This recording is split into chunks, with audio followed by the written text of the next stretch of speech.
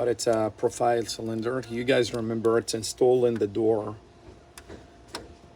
from outside to inside. When that part is a flat, to take it out from the lock. If this part is not a flat, oh, you see, you cannot pull it from the lock and the door. So basically, this profile cylinder is super easy actually to change the key in it. Just the way it's, you need to have an Allen, and it's come with the 5 screws.